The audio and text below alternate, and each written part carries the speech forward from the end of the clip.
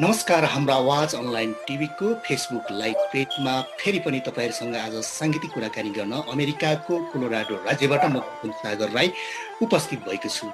आजको बसाइ हामीले सङ्गीतमय बनाउने छौँ र एकजना सङ्गीत हस्ती विभिन्न उहाँका थुप्रै दर्जनौँ गीतहरू बजारमा चर्चित छन् र उहाँसँगको प्रत्यक्ष कुराकानी साथै उहाँको प्रत्यक्ष आवाजबाट पनि उहाँका लोकप्रिय चर्चित गीतहरू हामी सुन्नेछौँ। त्यसो त आजको यो बसाइमा मेरो विशेष पाहुना हुनुहुन्छ चर्चित गायक रूपक डोटेल। तपाईँहरूले धेरै सुनेको नाम।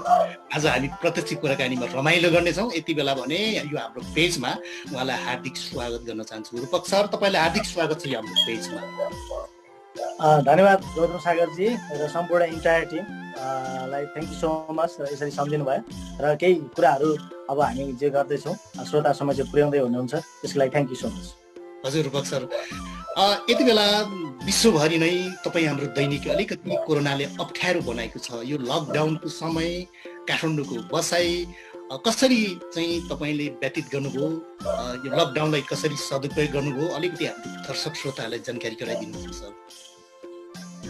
पक्कै पनि यो अहिलेको कोभिड-19 जुन चलिरहेको छ होइन, यसले चाहिँ अब नेपाल मात्रै नभएर अब सबै विश्वको सबै ठाउँ होइन, अब हाम्रो नेपाली दाजुभाइ जहाँ जहाँ हुनुहुन्छ अमेरिकादेखि लिएर विभिन्न नेपाल के अरे विश्वका विभिन्न ठाउँहरूमा हुनुहुन्छ, सबैजना आफ्नो तरिकाले अप्ठ्यारोमा हुनुहुन्छ र यसमा चाहिँ अब मैले के भन्छु भने अब सबैजना एउटा अहिले त अब अलिकति सहजता फिल भएको छ। अब यो सङ्क्रमण सहज भएको छैन र तर एउटा सहजता के भइरहेको छ भने अब यो अलिकति आफै तरिकाले चाहिँ यो चाहिँ भनौँ न अलिकति मान्छेले अलिकति सजिलो फिल गरेको छ। तर यो फिल गर्नु त त्यति राम्रो हो कि होइन मलाई पनि थाहा छैन होइन। तर यो सुरुवात कालमा चाहिँ अलिकति यो जुन पेन्डेमिक चलिरहेको छ एकदमै अप्ठ्यारो नै भयो र एकदम दैनिक रूपमा एउटा काममा गइरहने आउने अथवा प्रोग्रामहरूमा हिँडिरहने एउटा सेड्युल थियो। त्यसमा चाहिँ अब एउटा घरमै बसिरहनु पर्दा चाहिँ अलिकति सुरुमा त पीडा भयो। तर अहिले आएर अब अलिकति खुकुलो पनि भएको छ र निस्किन पाइएको, केही डिस्टेन्स मेन्टेन गरेर केही कामहरू गर्न पाइएको छ र अहिलेको समय आएर हेर्दाखेरि अलिकति सहज जस्तो त छ, तर सहज मान्नुपर्ने स्थिति अहिले होइन कि जस्तो चाहिँ लाग्छ। जरुर तपाईँहरू पनि सेफ रहनुहोला। त्यहाँ तपाईँको परिवार, त्यहाँ तपाईँको छरछिमेकी, तपाईँ एउटा जिम्मेवारी व्यक्ति भएकोले तपाईँले जानेको बुझेको कुराहरूलाई पनि भन्न तपाईँको पनि ठुलो एउटा कर्तव्य रहन्छ। सेफ रहनुहोला रूपक सर। अब भने हामी विषयवस्तुमा प्रवेश गर्छौँ। तपाईँका दर्जनौँ गीतहरू चाहिँ बजारमा एकदम लोकप्रिय पपुलर तपाईँका गीतहरू छन्, जस्तै अब सानो माया, बनकीचरी भर्खरै धेरै भएको छैन। सानो माया त धेरै वर्ष अगाडि पनि त्यतिकै हिट थियो, अझै पनि त्यतिकै मिठो हिट, त्यतिकै दर्शक श्रोताहरूको मनमुटुमा बस्न सफल छ। बनकीचरी भर्खरै रिलिज गर्नुभयो। अलिकति तपाईँको साङ्गीतिक यात्राको सुरुवाततिर मलाई जान्न मन लाग्यो। तपाईँ स्याङ्जाबाट कसरी काठमाडौँ आउनुभयो, कलाकार बन्ने सपना बोकेर आउनुभयो कि कसरी आउनुभयो, अलिकति छोटकरीमा हाम्रो दर्शक श्रोतालाई जानकारी गराइदिनुहोस् न सर।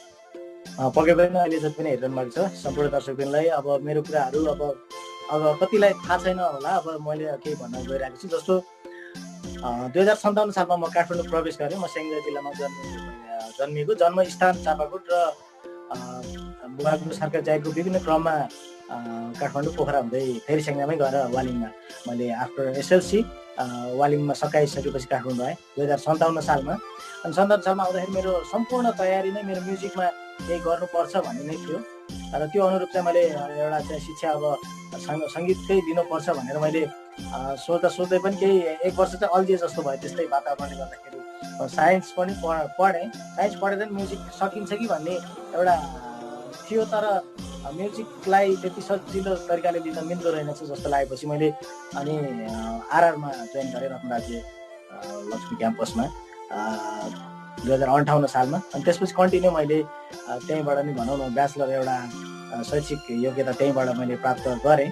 र त्यो बिचमा चाहिँ अब 2061 सालमा म जब ब्याचलर सेकेन्ड इयरमा पढ्दै थिएँ आरआरमा, त्यति बेला तपाईँको मैले भनौँ न नेपाली तारा जुन प्रोग्राम थियो, अनि त्यसमा चाहिँ साथीहरू सबैजना हामी भाग लिन गयौँ र भाग लिएर अनि त्यसपछि त्यहाँबाट मेरो एउटा जर्नी, एउटा म्युजिकल जर्नी चाहिँ त्यहाँबाट एउटा सुरुवात भयो।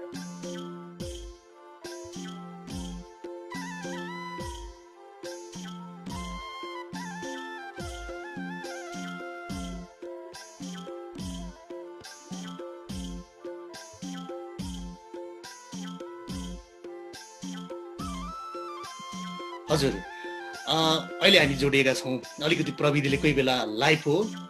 हजुर हजुर, लाइभमा छौँ, त्यो कारणले घरिघरि त्यो फोन कलहरू आउँदो रहेछ है, त्यसको लागि क्षमा प्रार्थी छु।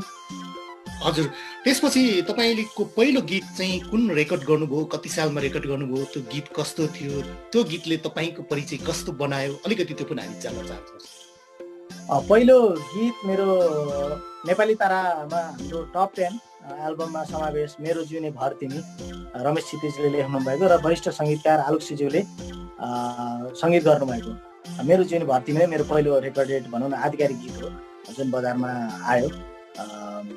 मेरो जिउने भर तिमी, त्यसैले नै सम्झिन चाहन्छु। यो चाहिँ कति सालमा रेकर्ड गर्नुभयो सर? यो हजुरको लगभग 61को अन्त्यमै भयो होला सायद। यो अब नेपाल तारा 61मा सुरु भयो, 61को अन्तिममा नै यो रिलिज भनौँ न क्यासेट एउटा विमोचन प्रोग्राम सहित आएको। तपाईँ पहिलो नेपाली तारा पहिलो 1मा चाहिँ सेकेन्ड रन अप गर्नुभएको थियो होइन सर? हजुर हजुर। त्यसले तपाईँलाई कस्तो खालको ज्ञान दियो? त्यसमा तपाईँको जस्तै त्यो बेला त आजभोलि जस्तो अलिकति सजिलो पनि थिएन, किनभने सोसियल मिडियाहरू कम थिए त्यो बेला होइन। अहिले त मिडिया मान्छेको गोजीमा हातमा छ, जसरी पनि प्रचार गर्न पाइयो। त्यो बेला त एउटा गीत बनाइयो भने पनि टेलिभिजनमा देखाउनु पर्थ्यो, टेलिभिजनमा पनि बिहान घुमाउनु पर्थ्यो, अझ फर्स्ट टाइमको चाहिँ अझ महँगो पर्थ्यो होइन। त्यो बेला तपाईँ नेपाली तारामा जाँदै गर्दा त्यसले तपाईँको क्यारियर र तपाईँलाई चाहिँ कस्तो खालको परिचय दियो त्यसले चाहिँ? पक्कै पनि अहिलेको जस्तो अब हजुरले मेन्सन गरे जस्तै अब अहिलेको जस्तो सहज छैन। अब कला प्रतिभा भएपछि अहिले अब बजारमा भनौँ न आउनलाई एकदमै सजिलो छ प्रविधिले गर्दाखेरि। त्यति बेला अलिकति अब धेरै गाह्रो थियो अहिलेको तुलनात्मक हिसाबले गर्दा, त्यो भन्दाखेरि चाहिँ एकदमै गाह्रो थियो। र त्यति बेला एउटा खालको स्ट्रगल थियो, अब सङ्गीतकारजीहरूसँग भेट्न पर्छ, त्यसपछि भनौँ न अब फिल्ममा अथवा आधुनिक एल्बममा अथवा आफ्नो एउटा नेपाली सङ्गीतमा प्रवेश गर्नको लागि त्यहाँ भेटघाटको पनि जरुरी थियो। र त्यो कारण त्यो भेटघाट पनि असहज, एकदमै गाह्रो होइन, भेट्न गाह्रो त्यो खालको माहौल हुन्थ्यो। र अनि कम्पनीले चाहिँ म्युजिक कम्पनी हुन्थ्यो जसले चाहिँ अब क्यासेटमा चाहिँ प्रोडक्सनको अभिभार लिन्थ्यो र त्यो एउटा चाहिँ तारतम्य मिलाएर एउटा एल्बम रिलिज गर्नलाई पनि धेरै गाह्रो थियो। र त्यसै अनुरूप मेरो एउटा दौडान चलिरहेको थियो होइन। र रेकर्डिङ स्टुडियोहरूमा नि गएर अब आफ्नो भोकल मेरो सही छ भनेर प्रमाणित गर्नलाई पनि एकदम गाह्रो भइरहेको थियो। अब किन भन्दाखेरि अब एउटा रेगुलर भोकल चलिरहेको हुन्छ, आफ्नो केही फरक हुनसक्छ होइन। त्यो कारणले त्यहाँनिर अब पत्याउन पनि अलिकति गाह्रो भइरहेको सिचुएसन थियो। अब रेकर्डिङ स्टुडियोबाट पनि अलिकति पहिलो रेकर्डिङ नै मेरो अब रिजेक्टबाट सुरु भएको छ यात्रा नै। त्यो कारणले चाहिँ सबै खालको एउटा चाहिँ माहौल चलिरहेको थियो। तर म चाहिँ जसरी पनि एउटा म्युजिकमा लागेकोमा चाहिँ म जसरी पनि एउटा चाहिँ गर्छु, एउटा यात्रालाई तय गरेरै छाड्छु भन्ने नै थियो। र त्यही क्रममा अब एउटा अहिले अब भनौँ न विश्वव्यापी रूपमै अब जुन प्लेटफर्महरू अहिले सुरु भयो होइन, यो जस्तो भनौँ न यो हाम्रो नेपाली तारा अब यस्तो प्लेटफर्महरू अनि अहिले विभिन्न धेरै प्लेटफर्महरू आइरहेको छ जुन नेपालमा, त्यस्तो प्लेटफर्मले चाहिँ धेरै सहज गराउँदो रहेछ। जस्तो नेपाली तारामा म त्यो तृतीय स्थानसम्म पुगेपछि अब साङ्गीतिक जगतमा त एउटा परिचय बनाइहाल्यो, सङ्गीतकारजीहरूसँग एउटा चिन्ने अथवा साङ्गीतिक सिनारीहरूसँग एउटा नजिक हुने, त्यो माहौलले गर्दाखेरि अब क्यासेट प्रोडक्सनमा पनि सजिलो भएर अब एल्बम पनि सहज रूपमै एउटा निस्किने वातावरण भयो भनौँ न। त्यो बेला नेपाली तारा त अब पहिलोचोटि रियालिटी सो आउँदै थियो नेपालमा होइन, हुँदै थियो। कति गाह्रो थियो त्यहाँ भिड्नलाई, त्यहाँ चाहिँ आफ्नो सहभागिता जनाउनलाई, त्यहाँ चाहिँ आफ्नो पर्फर्मेन्स प्रस्तुत गर्दै गर्दा चाहिँ त्यहाँको माहौलहरू कस्तो थियो सर? पक्कै पनि मलाई आइडिया नै थिएन यो रियालिटी सो कस्तो खालको भन्ने आइडिया थिएन। अब सुनिन्थ्यो अब त्यो अलिकति त्यस्तै प्रोग्रामहरू अलिअलि रियालिटी सोहरू आउँथ्यो, तर एक सो आएर अनि एक सोमा गाएर अनि त्यसपछि आफ्नै सङ्घर्ष गर्नुपर्ने खालका कार्यक्रमहरू थिए त्योभन्दा अगाडिका रियालिटी सोहरू। र त्यो अनुसारको बृहत अब एउटा चाहिँ भनौँ न परिचय गराएर एउटा साङ्गीतिक जगतलाई अगाडि बढाउने एउटा चाहिँ ठुलो एउटा खुर्किलो नै बन्छ भन्ने चाहिँ मलाई केही पनि थाहा थिएन। र त्यो क्रममा अब जानी नजानी धोर्मरै थिएँ म। र साथीभाइहरूको एउटा सर्कलले एउटा के गर्यो भने अब होइन जाउँ एउटा केही अगाडि केही जान्ने मौका हुन्छ, केही बुझ्ने मौका हुन्छ भनेर नै अब हामी साथीभाइ मिलेर गएको थियौँ। र गइसकेपछि अब त्यो लाइन तपाईँको यति लामो लाइन थियो अहिलेको कुपनडोल जहाँनिर त्यहाँ स्टुडियो थियो, त्यो पुल छ कुपनडोलको, त्यो कुपनडोल पुलबाट अलिकति तपाईँको 200-300 मिटरको डिस्टेन्समा त्यहाँनिर स्टुडियोको त्यो ठ्याक्क भित्र गेटसम्म पुग्दाखेरि होइन, त्यहाँ त्यति सबै लाइन नै थियो र त्यो लाइनमा बसेर अनि यात्रा सुरु गर्दाखेरि अब के होला कसो होला त्यो केही पनि ज्ञान थिएन, तर गएर गीत गाउन भन्ने चाहिँ थियो। त्यसले तपाईँलाई एउटा परिचय दियो होइन सर? पक्कै पनि मैले जुन एउटा सोच्छु जहिले पनि अहिले आएर त हाम्रो उमेर पनि गइसक्यो होला एउटा स्टार्ट गर्नको लागि भन्न खोज्यो, र त्यो बेलामा म सके त्यो नेपाली ताराको प्लेटफर्ममा नआएको भए अलिकति गाह्रो हुन्थ्यो होला मलाई, अथवा एउटा एल्बम निकाल्थेँ, दुईवटा एल्बम निकाल्थेँ, अलिकति एल्बम चल्न थालेन भने मैले चाहिँ अर्को विकल्पमा गइसक्नु पर्थ्यो, र केही त्यही परिचयले गर्दाखेरि केही गर्ने आँटहरू जहिले पनि त्यो आइरहनुको कारण पनि त्यसलाई मैले जहिले पनि श्रेय दिनुपर्छ। यति बेला भने सर तपाईँको प्रत्यक्ष आवाजबाट एउटा गीत सुन्छौँ तपाईँको। हजुर पक्कै पनि। अब यो पछिल्लो समयमा चलचित्र प्रसादबाट बनकिचरी आएको छ, योबाट सुरु गर्छु, र मेरो अन्य पहिलाकै गीतहरू सबै नै राम्रो देखि लिएर धेरै गीतहरू छन्, त्यो पनि सुन्छौँ होइन। अहिलेको लागि बनकिचरी सुभाष भुषालको सङ्गीत रहेको छ र बी पाण्डेजीको शब्द रहेको छ, म सुनाउन चाहन्छु। बनकिचरी के भन्छे के, मनकिचरी के भन्छे के, बनकिचरी के भन्छे काफल खम भन्छे, मनकिचरी के भन्छे माया लम भन्छे, बनकिचरी के भन्छे काफल खम भन्छे, मनकिचरी के भन्छे माया लम भन्छे, आम्न बसम खाम्न कसम, आम्न बसम खाम्न कसम, सँगै बसेर पिरती कसम, तिमी नआए मयामला चोख पिरती मैलामला, पर्ख न पर्ख मयामला मायाको हात समाउला, बनकिचरी के भन्छे काफल खम भन्छे, मनकिचरी के भन्छे मायालम भन्छे।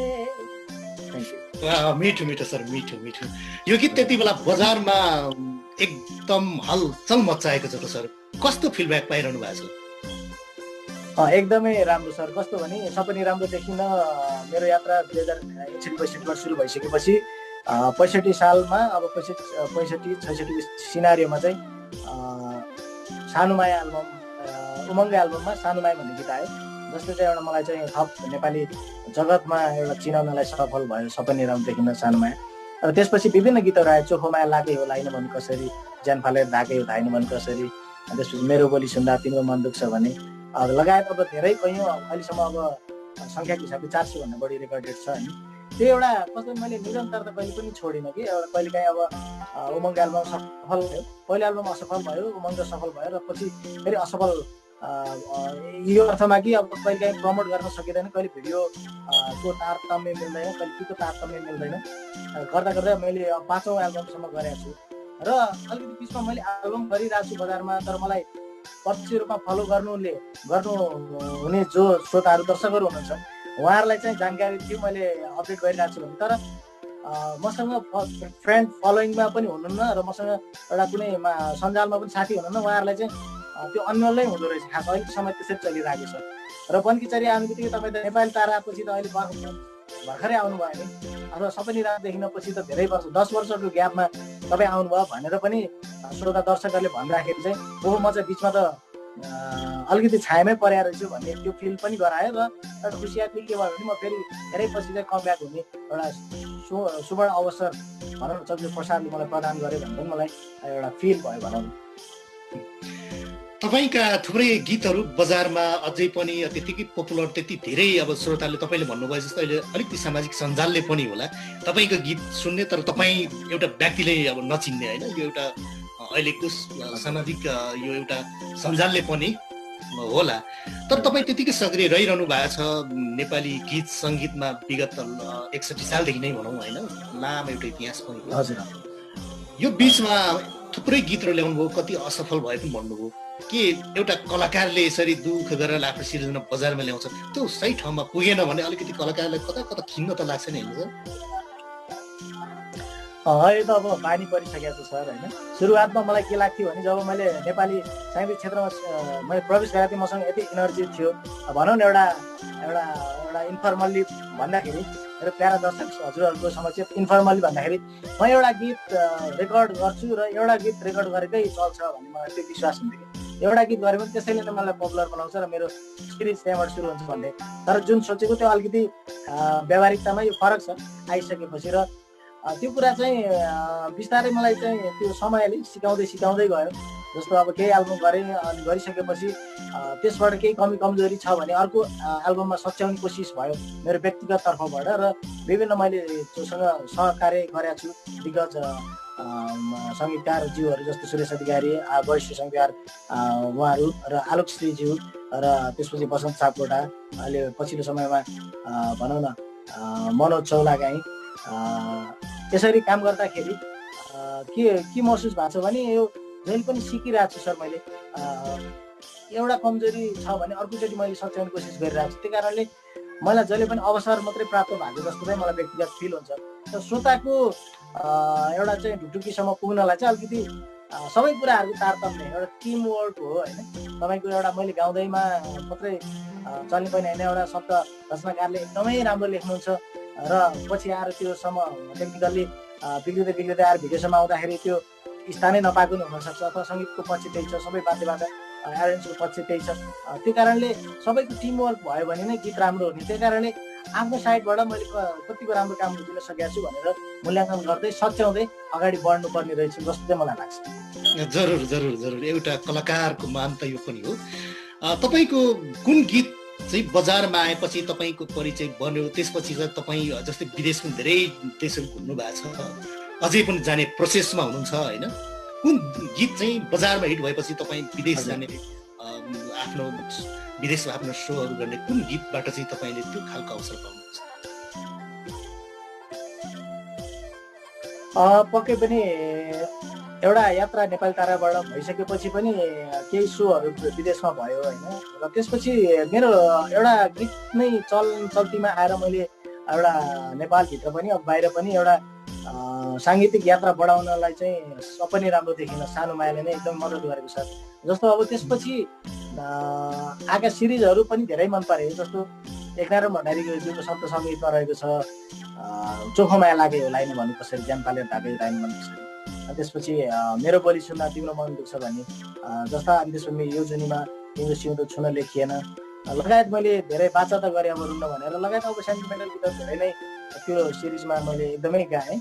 र बिचबिचमा अब डान्सिङ बिटहरूको गीतहरू स्टेजमा चाहिन्छ। अब कार्यक्रममा हिँड्न थालिसकेपछि स्टेजहरू पनि सेन्टिमेन्टलले मात्रै स्टेज चल्दैन है भन्ने एउटा चल्ती आइसकेको थियो। अहिले आएको धेरै पर पुगिसकेका छौँ हामी, र त्यो रोमान्टिक गीतहरू पनि गर्न सुरु गरियो, फास्ट बिटको रोमान्टिक, जुन चाहिँ सानो एल्बममा समावेश सबै गीतहरू कमर मर्काई त्योदेखि लिएर चाहिँ त्यहाँको 5वटै गीतहरू जुन बिन्दवासिनी म्युजिक कम्पनीले प्रस्तुत गरेको थियो। सो त्यो विभिन्न सिक्दै गर्दाखेरि सानो मायाबाट एउटा यात्रा भयो, र त्यसलाई चाहिँ मैले कन्टिन्यू अब विभिन्न भनौँ न एउटा स्टेजलाई सुहाउने गीतहरूको एउटा सिरिजहरू चाहिँ मैले एउटा बनाउँदै अगाडि बढेँ। हजुर रूपक सर, यति बेला फेरि हाम्रो धेरै दर्शक श्रोताहरूले हामीलाई हेरिरहनु भएको छ, एउटा तपाईँकै आवाजबाट प्रत्यक्ष आवाजबाट एउटा गीत सुन्छौँ, सानो माया। हजुर पक्कै पनि यति बेला वरिष्ठ सङ्गीतकार आलोकश्रीज्यूलाई नै सम्झिन चाहन्छु। यो एल्बम र त्यसपछि अर्को एल्बम, 2टा एल्बम लगातार भएको छ र धेरै गीतहरू उहाँसँग सहकार्य भएको छ, र सपनै राम्रो देखिन मैले सुनाउन चाहन्छु। सानो माया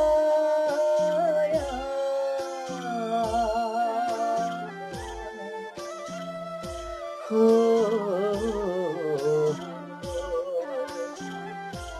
सपनी राम्रो देखिन विपनीमा भेटिन, सपनी राम्रो देखिन विपनीमा भेटिन, कसले के सुनाइदियो सानो माया, सानो माया, सानो माया, सानो माया, नभइदेऊ धेरै टाढा थ्याङ्क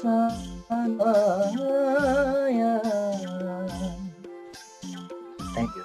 मिठो मिठो सर। सायद मलाई लाग्छ तपाईँ बाहिर जाँदा या देशभित्रै विभिन्न ठाउँमा कार्यक्रम गर्न जाँदा चाहिँ यो गीतको धेरै तपाईँलाई चाहिँ डिमान्ड हुन्छ होला होइन सर? हजुर पक्कै पनि। यो त्यति बेला हजुरको अहिले जसरी युट्युबको चलन चल्तीमा हामी छौँ त्यति बेला ठ्याक्कै सिआरबिटीको एउटा फेज चलिरहेको थियो। सिआरबिटीमा एकदमै अलमोस्ट एकदमै हाइएस्ट ऱ्याङ्कमै परेको गीत हो र मैले एउटा सिङ्गरको हिसाबले पनि जुन एउटा रोयल्टी समाजबाट वितरण हुन्थ्यो सिङ्गरको रूपमा पनि मैले हाइएस्ट रोयल्टी पनि प्राप्त गरेँ र विभिन्न अवार्डहरू पनि प्राप्त गरेँ। र त्यो क्रममा चाहिँ अब सानुमायालाई त्यति बेला मात्रै होइन कि अहिले पनि यो सदाबार गीतमा पर्छ हजुरको र एकचोटि सुनाइदिनु अथवा सुन्न चाहन्छौँ भनेर प्रत्येक प्रोग्रामहरूमा एकदमै अनुरोध नै आउँछ र यो गीत चाहिँ कहिले पनि उहाँहरूले पुरानो बन्न दिनुभएको छैन जस्तो चाहिँ मलाई फिल पनि हुन्छ। एकदम अवश्य पनि यो गीत धेरैचोटि मैले पनि रेडियोमा पनि बजाएको छु। यति बेला हाम्रो दर्शक श्रोताले धेरैजनाले हेरिरहनु भएको छ। सायद तपाईँलाई प्रत्यक्ष देख्नु भएको छैन भने पनि यो सानुमाया यो गीतको हामीले धेरै सुनेको गीतको सर्जक गायक रूपक डोटेलसँग छु यति बेला म। रूपक सर तपाईँ विदेश पनि धेरै कार्यक्रममा जानुभएको छ होइन? जस्तै विदेशमा नेपालभन्दा बाहिर हामी आएर हामी जस्तो मान्छे विदेशमा बसेर पनि नेपाली गीत सङ्गीत आफ्नो देशमा सम्झेर हामी कलाकारहरूलाई बोलाउँछौँ कार्यक्रम गराउँछौँ अनि फेरि एउटा मानव एउटा माध्यम एउटा पुल बन्छौँ नि हामी होइन? तपाईँ विदेश जाँदा विदेशमा रहने आफ्नो दर्शक श्रोताहरू चाहिँ कस्तो भेट्नुभयो कस्तो खालको देख्नुभयो? भन्छ नि कोही चाहिँ विदेशीहरू विदेश गए देशै छोडेर गएको भन्ने आरोप पनि हामीलाई लाग्छ। तर तपाईँ खास त्यहाँ जाँदा चाहिँ कस्तो देख्नुभयो दर्शक श्रोता नेपाली गीत सङ्गीतलाई माया गर्नेहरू? पहिलो कुरा अब कतिलाई एउटा सोख पनि हुनसक्छ जस्तो विदेश जाउँ केही अध्ययन गरौँ पढौँ अथवा के छ। तर हाम्रो नेपालको सिनारीमा एउटा विदेश जानु कुनै अवस्थामा बाध्यात्मक स्थिति पनि हुनसक्छ। त्यो एकदम हामीले चाहिँ सहज रूपमा लिनुपर्छ र हामी जहाँ छौँ हामी एकदम सहज रूपले यो लिनुपर्छ जस्तो चाहिँ मलाई एकदम व्यक्तिगत रूपमा लाग्छ। र विदेश गएको क्रममा पनि अब त्यहाँनिर एकदमै आफ्नो एउटा भनौँ न सेड्युलमा एउटा चाहिँ एकदम बिजी हुनुहुन्छ र त्यो समयमा उहाँहरूले चाहिँ जुन एउटा फुर्सद निकालेर एउटा टाइम लिनुहुन्छ एकदम त्यहाँनिर एकदम टाइट एउटा चाहिँ चलिरहेको हुन्छ उहाँहरूको सिनारी हो। र त्यो क्रममा पनि आएर एउटा प्रोग्रामलाई एउटा नेपाली कलाकार आउनु भएको छ अथवा नेपालबाट सम्झिएर आउनु भएको छ भनेर जुन उहाँहरूले माया प्रदान गर्नुहुन्छ र एउटा चाहिँ केही भला कुसाई आदान प्रदान गर्छ र हामीले सकेसम्म उहाँहरूलाई चाहिँ त्यो एउटा एकैछिन भए पनि उहाँलाई चाहिँ नेपालमा चाहिँ पुर्याउँछौँ गीत सङ्गीतको मार्फतबाट उहाँहरूलाई रमाइलो गर्न आउने कोसिस गर्छौँ। त्यो कुराले हामीलाई एकदमै सन्तुष्ट प्रदान गर्छ, एकदमै रमाइलो लाग्छ र उहाँहरूसँग केही कुराहरू पनि सेयर गर्ने मौकाहरू हुन्छ। मेन कुरा चाहिँ त्यो कुराले चाहिँ उहाँहरूलाई पनि अब हामी एकदम नेपालबाट टाढा छौँ भन्ने कुराहरू फिल हुँदैन कि जस्तो चाहिँ मलाई लाग्छ। जस्तै विदेशमा हुने दर्शकहरूले चाहिँ कस्तो खालको माया तपाईँले त्यहाँबाट चाहिँ कस्तो खालको मायाहरू पाउनुभयो? नेपाली गीत सङ्गीत एउटा कलाकारलाई हेर्ने दृष्टिकोण एकदमै छ। अब अझ कस्तो छ भने हाम्रो देशमा अब विभिन्न खालका गीतहरू चलन चल्तीमा छन् अनि विदेशमा गइसकेपछि अझ लोक बेस्टमा आधारित गीतहरू उहाँहरूले चाहिँ मन पराएको भेटिन्छ। यहाँ चाहिँ अलिकति आफ्नो तरिकाले फरक गीतहरू सुन्नु भएको अवस्था भए तापनि विदेशमा गइसकेपछि उहाँहरूले नेपाली अलिकति टच भएको भयो भने उहाँले चाहिँ नेपाललाई एकदमै मिस गरेको कुराहरू चाहिँ फुलफिल गर्न पाउनुहुन्छ भन्ने कारणले पनि त्यो मेरो खालको सङ्गीतहरू पनि उहाँहरूले मन पराउनुहुन्छ र जुन आदान प्रदान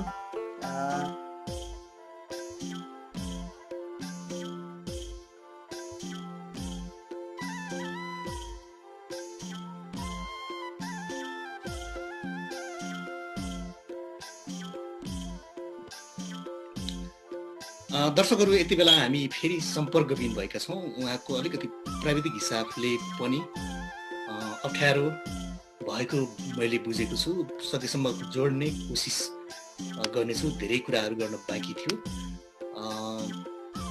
म जोड्ने कोसिस गर्दैछु रूपक सरलाई।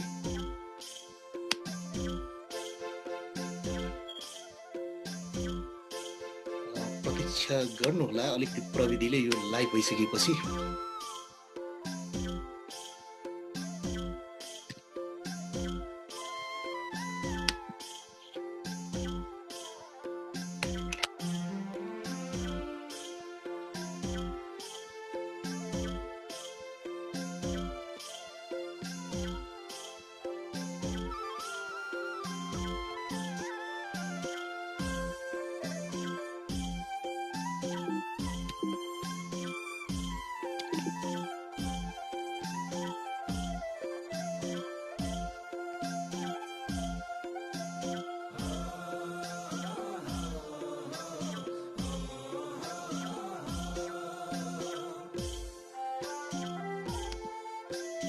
रूपक सर अलिकति हामी प्रविधिले धोका दियो होइन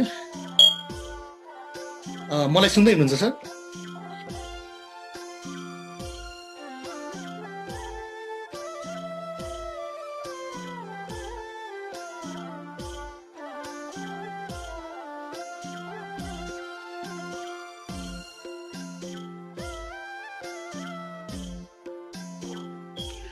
रूपक सर हजुर हजुर हामीलाई अलिकति प्रविधिले धोका दियो हजुर हजुर पक्कै पनि यहाँ अलिकति यो लाइभमा अब अलिकति ठिकै छ हाम्रो दर्शक श्रोताहरू बुझ्ने हुनुहुन्छ त्यही भएर पनि लाइभ कार्यक्रम हो होइन लाइभमा अलिकति गाह्रो हुन्छ हजुर हजुर हजुर सर हामी फेरि विषयवस्तुमा जोडिन्छौँ हजुर हामी लाइभ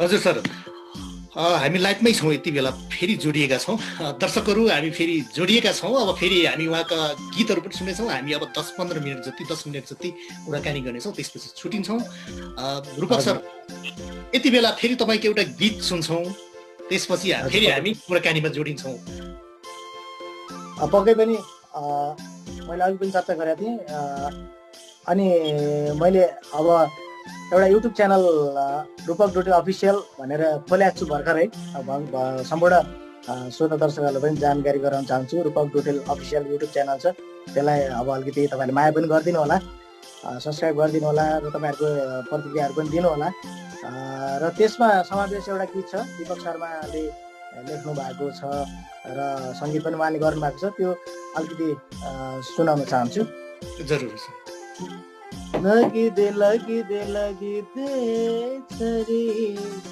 खबरुनीलाई लगिदे लगिदे लगिदे छरी खबरुनीलाई परदेशीको पीर व्यथा सबै सुनाइदे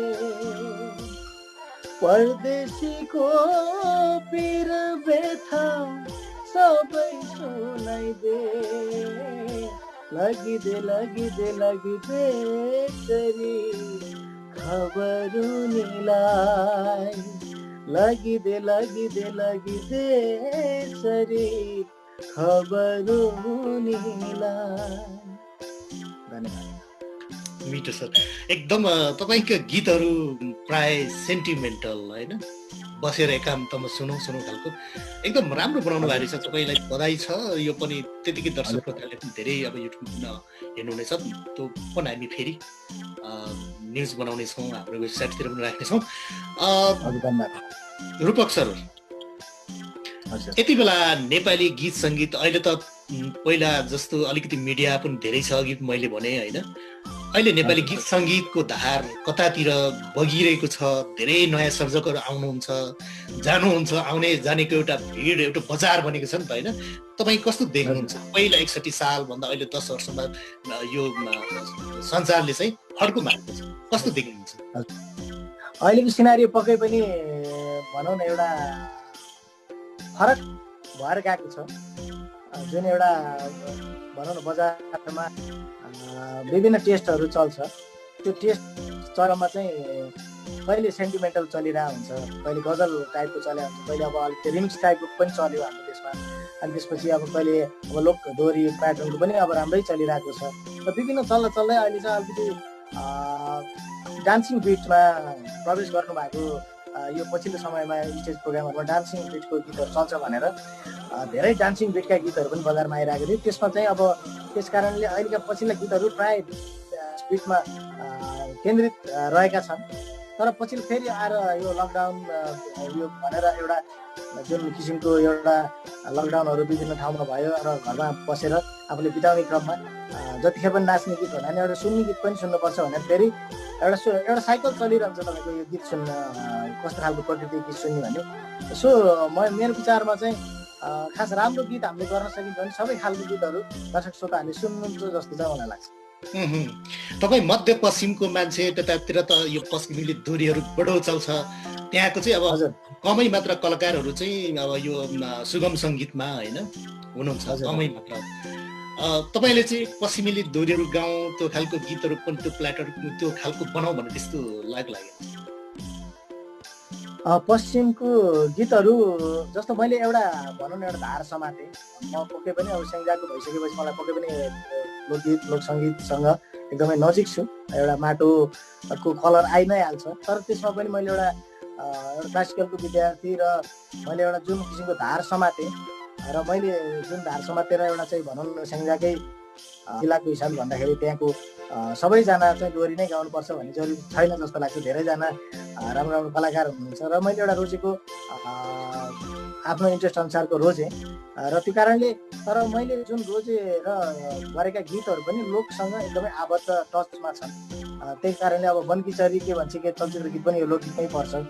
अब मैले गाएका अधिकांश गीतहरू लोक टचमै पर्छ। सो त्यो कारणले पनि मैले भनौँ न लोकगीतहरूलाई एकदमै बेस मानेर चाहिँ कामहरू गर्ने चाहिँ जमर्को गर्छु सकेसम्म। यो जस्तै सङ्गीतको फरक फरक धारभित्र लोकगीत अब सुगम सङ्गीत होइन, यी धारहरू गाउन अलिकति आफ्नै पन हुन्छ। अलिकति गाह्रो चाहिँ कुन होला तपाईँको विचारमा चाहिँ? होइन, हजुरको यो लवजको कुरा छ, यो प्र्याक्टिसको कुराहरू छ। जस्तो तपाईँले अब कुन सिनारीमा कस्तो गीतहरू सुनेर हुर्किनुहुन्छ त्यसले एकदमै प्रभाव पार्छ र आफूलाई सहज लाग्ने पनि आफूले सुनिरहेको गीतहरू चाहिँ आफूलाई सहज लाग्छ र त्यस्तै खालको सुन्ने बानी बस्छ र त्यही गीतमा अपडेट हुँदै गइन्छ होइन। र त्यसले चाहिँ आफूलाई अभ्यस्त चाहिँ आफूले जुन प्रकृतिको गीत सुन्ने हुन्छ त्यो पक्कै पनि अब जस्तो अब पश्चिमको गीतहरू पूर्वेली अब लोकगीत गाउने साथीहरूलाई चाहिँ अलिक गाह्रो हुनसक्छ र फेरि यता पश्चिमको गीत पूर्वकोलाई गाह्रो हुनसक्छ र पूर्वको गीत फेरि गाउन पश्चिमकोलाई गाह्रो हुनसक्छ। त्यो लवजको एउटा चाहिँ अपडेट गऱ्यो भने र प्र्याक्टिस गऱ्यो भने फेरि नसक्ने कुरा पनि हुँदैन। फेरि पूर्वबाट पनि गाउँदै नगाउनु भएको पनि छैन, पश्चिमबाट गाउँदै नगाउनु भएको पनि छैन। भन्न खोजेको मेन कुरा चाहिँ यो प्र्याक्टिसमा भर पर्दो रहेछ जस्तो चाहिँ मलाई लाग्छ। यो युज टु हुन्छ नि, अब अझै आफ्नो सिनारीमा हुर्किँदै सुनेको गीतहरू सजिलो तरिकाले आफ्नो मन मस्तिष्कमा छिर्छ र आफ्नो वातावरणभन्दा अलिकति परको चाहिँ अलिकति आफूले त्यसलाई अपडेट गर्नको लागि अलिकति सङ्घर्ष चाहिँ गर्नुपर्छ जस्तो चाहिँ मलाई लाग्छ। जरुर जरुर। अब हामी अन्तिममा पनि आइपुगेका छौँ होइन। एउटा गीत हामी फेरि सुन्छौँ तपाईँको यति बेला। यो लोक टचको गीतको कुरा भयो होइन। अब हाम्रो स्रष्टा एकनारायण भण्डारीको मैले उहाँको गीत मैले जुन चोखोमाया लागे हो लाइन भन्नु कसरी गाएको छु त्यो चाहिँ मैले चाहिँ सुनाउन चाहन्छु।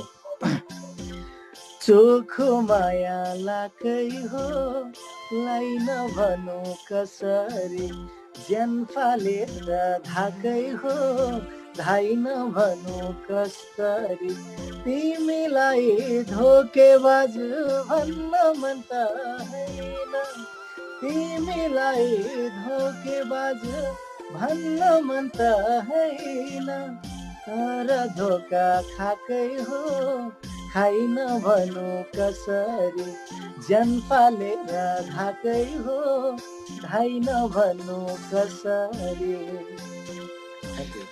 मिठो मिठो मिठो सर, तपाईँसँग आज साङ्गीतिक भलाकुसारी रमाइलो भइरहेको छ। बिचमा अलिकति हामीलाई प्रविधिले छुटाएर मात्रै हो, बडो रमाइलो हामी गऱ्यौँ र हाम्रो चाहिँ धेरै दर्शक श्रोताले पनि इन्जोय फिल गर्नुभएको छ। अन्तिममा छौँ हामी सर। जस्तै यति बेला चाहिँ एउटा भाइरल भन्ने शब्द भाइरलै छ होइन। विभिन्न सोहरू पनि धेरै हुने, अब यसले एउटा राम्रो नराम्रो अब आफ्नो ठाउँमा होला, तर रियालिटी सो हुने, कसैले चाहिँ रियालिटी सो गरिसकेपछि पाउनुपर्ने चिजहरू नपाएको मिडियामा आइरहेको छ होइन, पुरस्कारहरू त्यो छ। यो यसरी रियालिटी सो हुन चाहिँ एउटा त्यहाँबाट भाइरल हुन चाहिँ तपाईँको लागि चाहिँ त्यो राम्रो हो कि नराम्रो हो, के लाग्छ तपाईँलाई? पक्कै पनि जुन एउटा रियालिटी सोले जुन एउटा कमिटमेन्ट गरेको हुन्छ, एउटा उहाँहरूको पनि एउटा मलाई लाग्छ दायित्व हुन्छ जस्तो लाग्छ मलाई। त्यो दायित्व चाहिँ अब सुरुमा त अब एउटा कलाकार आइरहेको हुन्छ एउटा केही प्लेटफर्मको लागि र आइरहेपछि उहाँहरूलाई जुन रूपले घोषणा गरिन्छ आश्वासन जस्तो हो एउटा भनेपछि पक्कै पनि आश लागिहाल्छ र पक्कै पनि त्यो अधिकारले पनि प्राप्त गर्नुपर्ने कुरा नै हो। र त्यो पक्कै पनि प्राप्त नगर्दाखेरि अलिकति गुनासो गर्न पर्ने अवस्था पनि आउँछ। फेरि त्यो पनि स्वाभाविक नै हो।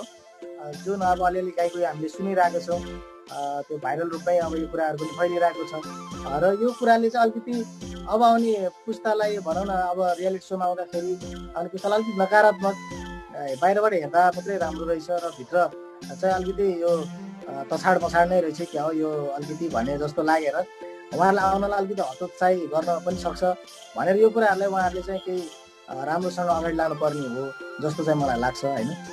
र खासमा अब प्रत्येक सोको आफ्नो टिम छ होइन। अब त्यो टिमले कसरी उहाँहरूलाई डिलिङ गरेको छ र उहाँहरूलाई के भनिरहेको छ र उहाँहरूले कसरी प्रस्तुत गर्नु भएको छ त्यो चाहिँ फेरि अलिकति विशेष तरिकाले बुझ्नै जरुरी पनि छ जस्तो लाग्छ मलाई। भनेपछि यो चिजले चाहिँ अलिकति तपाईँको रियालिटी सो ठिक छ तर जुन चिज अब उनीहरूले एक्टिभ पनि गरेको हुन्छ त्यो चिज चाहिँ दिनु पर्यो नभए यसले चाहिँ नराम्रो मेसेज चाहिँ पब्लिकमा जान्छ भन्ने कुरो रह्यो तपाईँको होइन सर? पक्कै पनि फेरि लास्टमा सबभन्दा गाह्रो त फेरि त्यो आर्टिस्ट त त्यो सोबाट त्यो सिजनबाट निस्केपछि त ऊ चाहिँ साङ्गीतिक क्षेत्रमा सङ्घर्ष गर्छ। गाह्रो हुन्छ आखिरमा उहाँहरूलाई नै हो नि। उहाँले अर्को सिजनको सो गर्नुपर्छ उहाँहरू फाइदामा गइरहेको अवस्था हुनसक्छ उहाँहरूलाई घाटा त खास घाटा बेहोर्ने त खास उहाँहरूले नै हो। तर यो कुराहरूमा चाहिँ किन गरिदिन्छ त्यो खै हामी त्यो गर्न सक्छौँ भनेर मैले प्रश्न पनि गर्न चाहन्छु कि खासमा किनभने त्यो सोलाई कन्टिन्यू गर्न छ भने त त्यसको गुडविलहरूलाई आफूले चाहिँ बढाउँदै लानुपर्ने हो जस्तो चाहिँ लाग्छ मलाई चाहिँ। जरुर जरुर किनभने किन यो प्रश्न तपाईँलाई गरेँ भने फर्स्ट पहिलो नेपाली ताराबाट तपाईँको नाम भएको थियो त्यो बेला र अहिले अलिकति फरक पनि हो कि जस्तो मलाई लाग्छ किनभने अहिले चाहिँ एउटा व्यापारको नाममा धेरै रियालिटी सोहरू हुने गर्छन् होइन यो चाहिँ हुनु हुँदैन भन्ने हो मेरो चाहिँ। पक्कै पनि अब मेन कुरा हामीले सोच्नुपर्ने के भन्दाखेरि एउटा सिक्दै गरेको विद्यार्थी अथवा सङ्गीत सिकेर आएका केही दिग्गज एउटा भविष्यका नेपाली सङ्गीतमा केही गर्न आएकाहरूलाई ऊर्जा दिनुपर्छ जसले गर्दा साङ्गीतिक क्षेत्रले राम्रो प्रतिभाहरू नगुमाओस् एउटा मोरल डाउन भएर यो क्षेत्र नै नछोडोस् भनेर चाहिँ त्यो हामीले चाहिँ कामना गरौँ र उहाँहरूले चाहिँ त्यो कुरालाई चाहिँ अलिकति सही ढङ्गले लिइदिनुहुन्छ कि अब यो भनौँ न केही मेसेज हामीले पनि दिन सक्यौँ भने त्यो मेसेज चाहिँ सबैजनाले खास हामीले मात्रै होइन कि सबै दर्शक श्रोताहरूले पनि त्यही भन्नुहुन्छ होला। अब आफ्नो एउटा रियालिटी सोलाई राम्रो गराउँदै जानुभयो भने त्यहाँ धेरै प्रतिभाहरू आउँछन् र पछि आएर त्यो प्रतिभाहरूले देशको लागि साङ्गीतिक रूपमा अगाडि बढाउने हो त्यो कुराहरूलाई उहाँले ख्याल गरिदिनुहुन्छ कि भन्ने मलाई लाग्छ। जरुर जरुर यो कुरा चाहिँ सबै सम्बन्धित निकायहरूमा चाहिँ ध्यान आकर्षण होस् हामी यो पनि आग्रह गर्छौँ चाहन्छौँ होइन जे चिज गर्नुपर्छ त्यो सही र जुन फर्मेट अनुसार होस्। अब चाहिँ रूपक सर हामी एकदम अन्तिममा छौँ। अन्तिममा अब तपाईँको लकडाउन पनि बिस्तारो खुल्दैछ अब तपाईँको पनि बिस्तार अब खेतीपाती लगाउने समय भयो नि त अब होइन कहाँ कहाँ जाने कुरोहरू भइरहेको यो सहज समय भइदियोस् तपाईँ हाम्रो सबैको लागि किनभने हामी सबै अप्ठ्यारोमा छौँ। सहज भयो भने हामी आफ्नो तरिकाले चल्न पाउँछौँ आफ्नो काममा फर्किन पाउँछौँ होइन। अन्तिममा तपाईँले आफ्नो दर्शक श्रोताको लागि के नयाँ ल्याउँदै हुनुहुन्छ के गर्दै हुनुहुन्छ जानकारी गराउनुहोस् अनि हामी छुट्टिन्छौँ। यो प्रोग्राममा अब मुख्य मैले टार्गेट चाहिँ अब त्यही विषयलाई गर्छु। अब एकदमै थ्याङ्क यू सो मच। अनि के भन्न चाहन्छु अफिसियल युट्युब च्यानल मेरो रूपक डोटेल अफिसियल भनेर रूपक डोटेल अफिसियल यो युट्युब च्यानलको नाम हो र यसबाट मैले एउटा गीत अघि लगिदे चरी सुनाएँ त्यो पनि मेरो युट्युब च्यानलबाटै आएको लिरिकल हो। त्यो चाहिँ भिडियो छिटै आउँदैछ र भर्खरै फर्की आउँछौ तिमी फेरि भन्ने गीत चाहिँ भर्खरै अपलोड सायद अब यति बेला हामी कुराकानी गर्दै पनि त्यो भइसक्यो कि जस्तो पनि मलाई लाग्छ। त्यो रूपक डोटेल अफिसियल युट्युब च्यानलबाट हेरिदिनु होला। फर्की आउँछौ तिमी फेरि भन्ने गीत छ र यो अलिकति मेहनत गरेको गीत हो र एउटा फरक च्यानलमा हालिएको थियो र अहिले आफ्नै युट्युब च्यानलमा हाल्नुपर्छ भनेर फेरि पनि यसलाई लोड गरिएको छ। केही माया गर्नुहुन्छ भन्ने पनि अपेक्षा राख्दछु र बाँकी चाहिँ अब विभिन्न साङ्गीतिक कोसेलहरू आउँदैछ विभिन्न छन्। अब रामकथा आउँदैछ शिवप्रसाद सुवेदीजीले गर्नुभएको त्यो क्रिएसन छ त्यो पनि आउँदैछ र ताराप्रकाश लिम्बूजीको पनि त्यो एउटा भिडियो भएर आउँदैछ। ताराप्रकाश लिम्बू मेरो अत्यन्त मित्र पनि हुनुहुन्छ र त्यसपछि वरिष्ठ सङ्गीतकार आलुश्रीज्यूको सङ्गीतमा शीतल कादम्बिनीज्यूको त्यो पनि आउँदैछ र विभिन्न यसरी सम्झिँदै जाँदा धेरै होला। मैले छुट्याएछु भने मलाई चाहिँ अब त्यो त्यसमा चाहिँ माफ गरिदिनु होला र यो आउने गीतहरूलाई चाहिँ तपाईँहरूले यसो फलो गरिदिनु होला र रूपक डुडेल मैले जुन किसिमले रूपक डुडेल अफिसियल च्यानल छ यसलाई चाहिँ माया गर्नु होला। अहिलेको लागि चाहिँ खास हट कुराहरू मैले भन्नुपर्ने यही नै छ। हजुर रूपक सर एकदम तपाईँको नयाँ गीत सङ्गीतहरूमा हामी सुन्नेछौँ र म आग्रह पनि गर्न चाहन्छु तपाईँको भर्खरै खोल्नुभएको तपाईँको युट्युब च्यानल यति बेला हाम्रो दर्शक श्रोताहरूलाई पनि तपाईँको रूपक रोटेल अफिसियल च्यानललाई लाइक कमेन्ट सब्सक्राइब गरेर सेयर गरेर सहयोग गर्नु होला। किनभने एउटा कलाकारलाई बचाउने, एउटा कलाकारलाई माया गर्ने, एउटा कलाकारको सृजना सुन्ने भनेको तपाईँ हामी नै हो। यो आग्रह गर्न चाहन्छु। र यति बेला यो असहज बसाइ हाम्रो लागि छुटाउनु हो मेरो व्यक्तिगत तर्फबाट, हाम्रो टिमको तर्फबाट, र विशेष गरेर तपाईँ र मलाई जोड्ने पुलको काम गर्नुहुने हाम्रो विक्रम भाइ हुनुहुन्छ। विक्रम भाइलाई एकदमै धन्यवाद। एकदम उहाँलाई पनि सम्झ्यौँ होइन, तपाईँ र मलाई जोड्ने एउटा पुलको गर्नुभएको छ। विक्रम रोटेल भाइलाई पनि थ्याङ्क यू सो मच। हजुर जरुर जरुर एकदम उहाँलाई पनि यति बेला भने तपाईँको रात छिपिँदैछ, लगभग तपाईँको नेपालको 10 बज्न लाग्यो होला। त्यो समय छुटाउनु भयो, त्यसको लागि तपाईँलाई धन्यवाद दिँदै हामी छुटिन्छौँ। फेरि अर्को बसाइमा हामी जोडिनेछौँ। हुन्छ, एकदम धेरै धेरै धन्यवाद। बोल्दा बोल्दै अब यो के भन्छ, अलिकति जुममा मेरो खासै यो धेरैवटा इन्टरभ्यू भएको छैन। बरु प्रत्यक्ष नै मैले घर अगाडि बोलाएर गर्छु। तर यो विदेशमा हजुर अहिले जुन युएसबाट कुरा गर्नु भएको छ, जुममा अलिकति अपडेट नभएर केही प्राविधिक कठिनाइहरू भए र यो पनि सच्याउँदै गइन्छ पछि। र यो अवसर दिनुभयो हजुरलाई एकदम thank you so much sir. अब किनभने तपाईँसँग एउटा साक्षात्कार पनि भइरहनु भयो बिचमा, र एउटा राम्रो च्यानलबाट तपाईँले एउटा मौका दिनुभयो, त्यसको लागि thank you so much. Thank you. हुन्छ सर, धन्यवाद। Good night sir. आओ डार्लिङ तिमी र म घुम्न जाउँला, अङ्गालो मारी मुस्कुराउँदै सेल्फी हानौला, सेल्फी हानौला, सेल्फी हानौला, अङ्गालो मारी मुस्कुराउँदै सेल्फी हानौला। आऊ तिमीलाई आँखा जुधाउने ट्युसन पढाउँछु, दिल चोर्ने युनिक युनिक फर्मुला सिकाउँछु। आऊ तिमीलाई आँखा जुधाउने ट्युसन पढाउँछु। नमस्कार, म गायक सङ्गीतकार शङ्कर थापा स्माइल। यहाँहरू हेर्दै हुनुहुन्छ हाम्रो आवाज अनलाइन टेलिभिजन, र यहाँहरूले हाम्रो आवाज अनलाइन टेलिभिजनलाई लाइक कमेन्ट सेयर सब्सक्राइब गरिदिनु होला है।